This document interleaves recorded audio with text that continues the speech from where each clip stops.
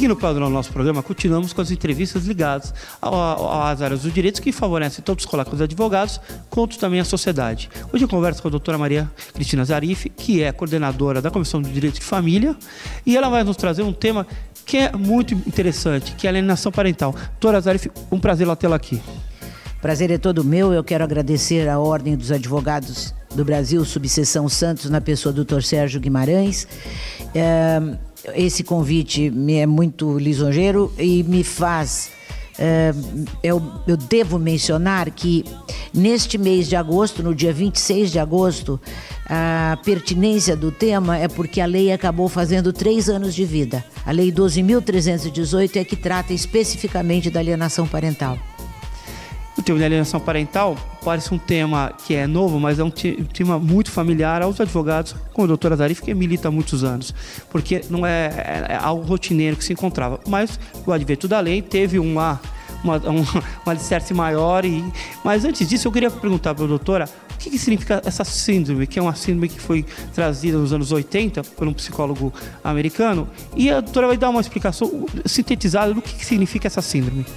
A síndrome da alienação parental significa interferência na formação psicológica da criança ou do adolescente, praticada por um dos genitores, praticada pelos avós, praticada por qualquer outro membro da família que detenha a guarda ou a vigilância dessa criança ou adolescente contra o outro genitor.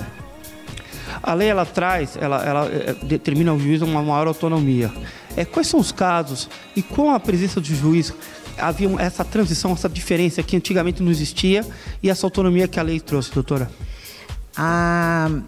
Com a lei, o juiz encontrou recursos, instrumentos processuais para tentar, ou pelo menos para inibir ou atenuar as consequências nefastas da alienação parental.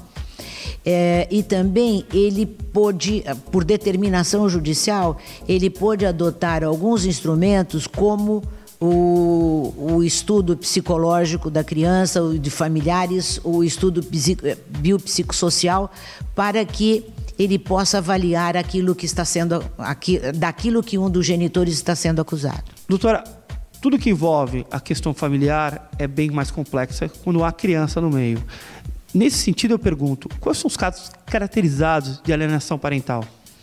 Bom, doutor Sérgio, é importante o seguinte, a enumeração da lei é exemplificativa, não são números clausos, ou seja, além daqueles que a lei menciona, o juiz pode constatar através de uma outra conduta. Mas alguns casos enumerados pela lei são os seguintes,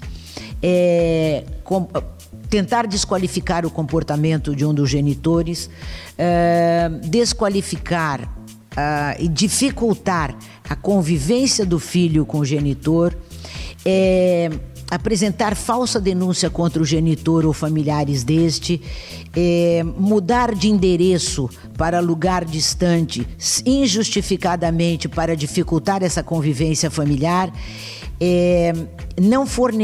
deliberadamente não fornecer ao outro genitor assuntos especiais e relevantes da vida da criança, como a vida escolar, a saúde da criança, o novo endereço da criança. São situações, veja, eu quero deixar claro que são exemplificativos, sim, porque se o juiz constatar alguma outra conduta que não esteja nesta enumeração da lei, ele pode configurar como alienação parental. Ou seja, o juiz percebe ao longo do processo claramente que um cônjuge está jogando a criança contra o outro cônjuge, e claramente é isso daí. E ele precisa de... os laudos periciais que determinam isso, ou ele mesmo de ofício só determina através da audiência? Ele percebe isso daí? Ele pode, a requerimento da parte ou de ofício, determinar, já num processo que esteja em andamento, até num processo que esteja em andamento, ele pode determinar com prioridade de trâmite, ele pode determinar então as avaliações psicológicas, biopsicossociais, ele pode ouvir as partes, todos passarão por essa análise, porque infelizmente são os filhos que vão servir de moeda de vingança contra o outro cônjuge. Na verdade é uma situação bem difícil, porque às vezes a criança ela não fala e o cônjuge fica perdido na situação, ela não sabe o que está acontecendo e, na verdade, o outro está munindo contra a raiva, Mas, de qualquer forma, isso ocorre, mas claro, isso ocorrer, uma disputa que envolve patrimônio, onde a criança está no meio também, ou a própria criança disputa em classes sociais mais privilegiadas. No nosso país, onde há uma disparidade tão grande, você constatar isso é mais complexo, né? Aparece assim, a alienação parental na disputa de patrimônio quando a verdade é a seguinte: não há lei que consiga resolver as dores ou os ressentimentos de uma separação, de um rompimento. Nem o divórcio, nem a emenda constitucional 66 conseguiu eliminar aqueles problemas que tornaram impossível a vida conjugal. E a moeda, a barganha é com relação à conduta do filho contra o pai. Então aí é para disputa de guarda, é para disputa de patrimônio, enfim, envolve e até as dores mesmo de uma situação mal resolvida, que é o rompimento da união. Isso pode a consequência disso futuramente pode ser até um dano moral contra um dos cônjuges, que acarreta até a ausência dele em razão do comportamento do filho ter afastado, e no futuro ele acha no direito de, olha, você me abandonou e eu posso promover uma ação de dano moral. Perfeitamente. Os tribunais estavam rejeitando inicialmente esse tipo de indenização, mas agora, com decisões mais recentes, as indenizações voltaram a ser possíveis por abandono moral do filho. Agora, é também importante o seguinte: a lei já tem uma relação de punições que o juiz pode aplicar, como, por exemplo, a suspensão do poder familiar. Ele pode determinar o aumento das visitas, ele pode determinar a guarda compartilhada ou até a mudança de guarda, ele pode determinar a aplicação de multa, ele pode determinar, se houver mudança de endereço para um lugar distante para prejudicar o convívio, o juiz pode até inverter aquele que vai levar ou buscar a criança para o genitor alienador. Ficaria então ele obrigado a levar a criança para o convívio com o genitor alienado.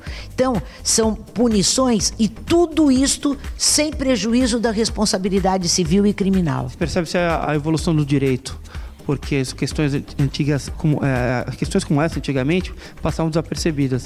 Às vezes o silêncio da não declaração dessa alienação constante traria problemas futuros da criança, que não se manifestava e tudo mais, e crescia com uma raiva do pai. Hoje, constatado através de laudos, pode até evitar ações de indenização, porque não houve abandono, e sim uma raiva contra a criança, algo que foi construído pelo cônjuge que estava ferido, né? Exatamente. Agora, é tão importante que existem consequências se a alienação parental for constatada e influir negativamente, de modo profundo, na vida do filho. E a matéria acerca do tema diz que a criança pode, no futuro, se transformar num alcoólatra, viciado em drogas, se suicidar, ter dificuldade de relacionamento, num casamento futuro, um relacionamento com outro sexo, enfim.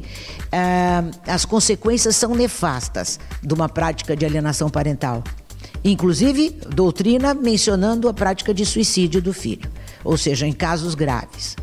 E a jurisprudência, ela tem se posicionado nesse sentido, principalmente aqui no Tribunal de São Paulo? A jurisprudência, qual é o sentido de constatar essa alienação? A jurisprudência tem, então, entornado nesse sentido de alteração do pátrio poder e tudo mais, né? Tem. O que a gente percebe é o seguinte: os juízes têm tentado advertir inicialmente, né? Depois determinar uma guarda compartilhada. E, no fim, aí com medidas mais drásticas. Suspender o pátrio poder, o poder familiar hoje, é uma medida drástica. Mudar a guarda para o alienado é uma medida drástica. Enfim, os juízes e os tribunais vêm admitindo, para que a criança continue não sofrendo essa bola que fica entre duas pessoas, né, que já não se entendem mais. Isso é muito importante, é um tema que acaba atingindo o dia a dia, a rotina, não só do advogado que trabalha nas ações, também como uma sociedade que se vê aí em situações que nem inimagináveis. E a criança, principalmente, tem que ser sempre protegida. Eu conversei com a doutora Zarif, eu agradeço a presença dela aqui, já convidando a doutora para uns novos programas, para debater acerca do tema e de outros temas ligados ao direito de família. Muito obrigado, doutora, pela presença. Eu estarei sempre à disposição. Eu só queria completar com o seguinte, que fique consignado que tão execrável quanto a alienação parental é a conduta do pai que abandona moralmente o filho e depois vai acusar o outro genitor de alienador, quando ele está tentando justificar as suas próprias faltas. Isso é muito relevante, porque abandonar moralmente um filho e praticar alienação parental são duas condutas absolutamente execráveis. Eu gostaria de deixar isso consignado. Muito obrigada, doutor Sérgio. Nosso programa se encerra por aqui. Não deixe de acessar nosso Facebook e o site da OAB Santos. Até semana que vem.